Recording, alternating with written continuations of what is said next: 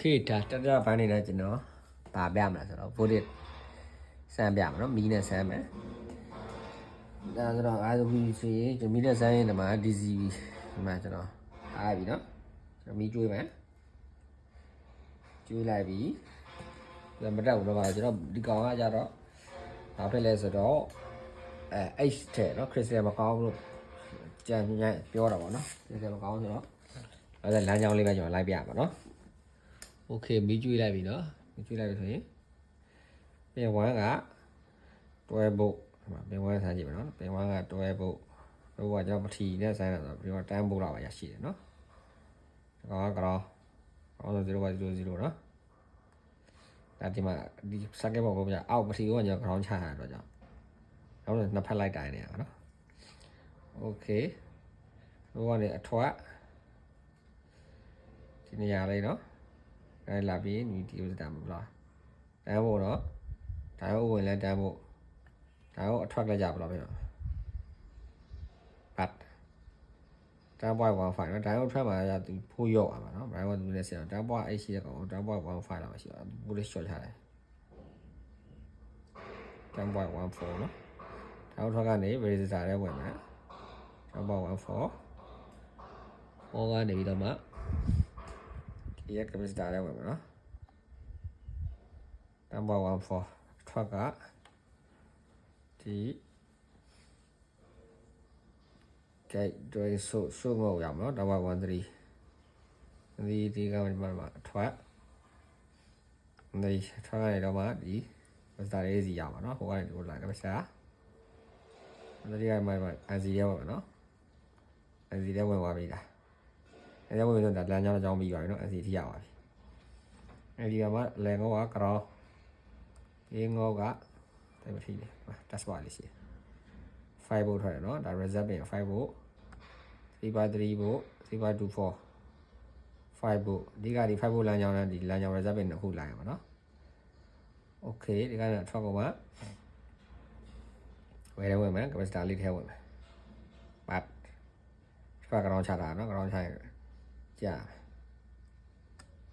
ကျွန်တော်မှတထိလို့เนาะထိရအောင်ကတော့အပေါင်းထဲဝင်မယ်5 volt ထွက်လမ်းကြောင်းကျွန်တော်လာရှောက်မတားမရတော့ဘူးဗျာကြာမှာဆိုလို့ကျွန်တော်ဒီ CPU ရဲ့ပတ်လဲပါပဲကျွန်တော်တို့တိုင်ရမှာเนาะ CPU ရဲ့ပတ်လဲပါဟိုရောက်မရောက်ရင်စမ်းရမှာကျွန်တော်ခဏတိုင်းပြဆိုဒီ CPU ရဲ့ပတ်လဲ capacitor လေး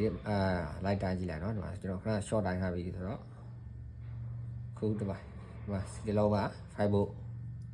ရောက်တယ်เนาะနောက်တစ်လုံး430 5 volt ရောက်တာเนาะโอเค C4 ရတော့ C4 ရတော့မှလည်း5 volt ရအောင်ဒီဘက်ကောက်ရโอเค C4 ရတော့5 volt ရတယ်เนาะရောက်တယ် C4 ရ4လေးပါလဲ5 volt ရောက်တာเนาะအဲ့ဒါပြတယ်ဒီထဲ EPR1 ပေးတဲ့ C မှာလည်း5 volt ရောက်တာเนาะပတ်လဲဒီမှာဒါ reserve ပင်ရကောင် reserve ပင်ရကောင်5 volt reserve ပင်ရကောင်ဒီမှာ capacitor ကို5 volt ရောက်တယ်เนาะ5 volt capacitor ရဲ့အထွက်မှာလည်း5 volt 5 volt ရောက်တယ်เนาะနောက်ဒီဘက် channel တစ်ခုဒီဘက် channel ကဆန်းသွားတယ်เนาะ5 volt okay ဘိုးအားလုံးရောက်ရင်ကောင်လာကိုလာရမယ်เนาะ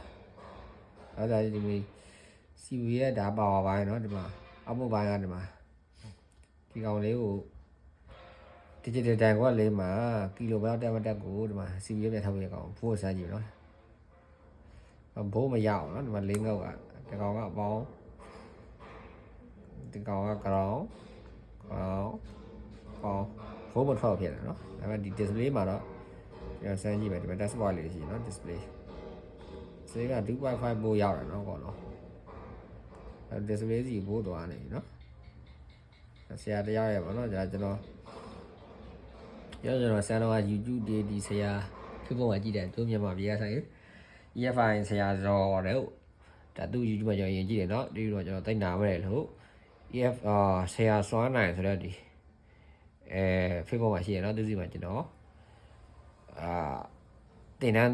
online တင်တန်းကျွန်တော်အားလိုက်တယ်နော်သူစီကဗီဒီယိုကြည့်ပြီးတော့ဆရာစီကနေကျွန်တော်အကြံဉာဏ်ယူထားတယ်ပေါ့နော်ဆရာကနေတော့ဘာဖြစ်နိုင်လဲဆရာလည်းစိတ်ကောင်းရနော်ကျွန်တော် Facebook Messenger နဲ့မေးရင်ဆရာပြန်ဖြေပေးရနော်အားတဲ့ချိန်လေးတွေဒါတော်တော်ကျွန်တော်ပြန်မဖြေဘူးပေါ့နော်ဆရာကလည်းကျွန်တော်ကျေးဇူးတင်တယ်ဆရာရဲ့အကြံပြုချက်ကတော့ဒီကောင်က Facebook ထွက်တယ် display လည်းထွက်တယ်ဒီကိုဘိုးမရဘူးဆိုတော့ရောက်ဒီ CPU ကအလုံးမလုံးပါတော့ရေဝင်တဲ့အလုံးတွေကတဲ့ crystal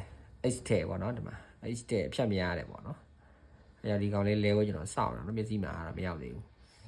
မျက်စိမှာလည်းဆရာကြီးအကြံဉာဏ်နဲ့ပေါ့နော်ဘယ်လောက် have ပေါ့နော်အဲ PF တို့ပါတော့အဲ Vista ရဲ့သူ့ရဲ့တတ်မှတ်ထားတဲ့ DCP ရဲ့လက်လုံးနိုင်တဲ့အကောင်လေးပါဆရာကြံ့ကြံ့ပေးပေါ့နော်အကောင်လေးဝယ်လို့ပြောတယ်ပေါ့နော်အဲငေါ့တွေကတော့2.5ဖို့ရောက်တယ်နော်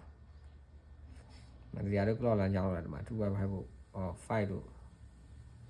ဒီ display သွားတဲ့ဒီမှာဒီအောက်လမ်းကြောင်းဒီမှာ test watch ရှိရနော်2.5ဖို့အကုန်ရောက်တယ်နော်display မှာကျွန်တော်ကြည့်ရတော့ display ကမီးမမိတ်လေးမလင်းပါတော့ဒါအဲ့လိုမျိုးဖြစ်တယ်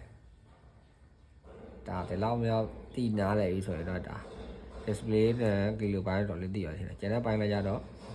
ကျန်တဲ့ပင်တွေရှိတယ်ပေါ့နော်ဒီ signal ပါညာရှေ့မီနောက်မီပြီးရေ labor sensor labor sensor ဟုတ်ပါဘူး kilo sensor တွေပါတယ်ဒီကနေတော့တက်တဲ့ပိုင်းတွေပြီးတော့ရှိတယ်ပေါ့နော်ဒါတော့ကျွန်တော်နောက်ပြီးတော့တကယ်သိချင်းတက်ရှိတယ်ဆိုရင်ဆရာစွမ်းနိုင်မှာ online နဲ့တက်ဖို့အကြံပေးရှင်းရနော်သူကလည်းတက်ရင်ဒါဒီ circuit board ခုလုံးရဲ့လောဆောင်ပေါက်တွေကိုဗီဒီယိုတွေရှိရနော်သူကနေကြည့်ပြီးနားလည်အောင်ကြည့်လို့ရတယ်ပေါ့နော်ဒါဒီကောင်လေးကကောင်းမကောင်းတိုင်းပြလည်းရှိတယ်အကုန်လုံးပေါ့နော်ဒါဗီဒီယိုလေးတော်ရှည်သွားမှာဆိုလို့ဒါကျွန်တော်ရဲ့စက်ပြမှတ်တမ်းပေါ့နော်လောင်းနေပဲကျွန်တော်တိုင်းပြလာပြီခင်ဗျာမသိတာရှိတယ်ဘာညာဆိုလဲမေးလို့ရတယ်ပေါ့နော် AED ပဲရေဝင်နေပြတ်တယ်ဘာညာဆိုလဲ AED လမ်းကြောင်းလိုက်လို့ရတယ်ပေါ့နော်ကဲမသိဘူးအောက်ကနေပြီးထိုးပြီးတော့သူ့ရဲ့လမ်းကြောင်းကိုလိုက်ရှာပေါ့နော် AED မသိ AED ရဲ့ကိုအစဒီကားနေပဲလာမသိလို့ရင်ကိုသိချင်တဲ့ကောင်ရဲ့လမ်းကြောင်းဝင်ပေါင်းဖို့လမ်းကြောင်းတွေပြန်နောက်ပြန်လိုက်ပေါ့နော်ရှေ့ကနေလိုက်ရမယ်နောက်ကနေပြန်လိုက်ပေါ့အဲ့လိုမျိုးဒီကောင်လေးလည်းဒီကိုမရောက်ဆိုရင်ကိုဒီကနေဘယ်ကလာလဲမသိဘူးဒီကနေနောက်ပြန်လိုက်ပေါ့ထရစ်စာတွေပါတယ်ညာလေးကောင်းမကောင်းဆန်းရတော့ပါတော့ပေါ့နော်โอเคပြီးရတော့ရှည်သွားပါပြီအားလုံးကျေးဇူးတင်ပါတယ်အားလုံးပြန်ရရှိနိုင်ကြပါစေ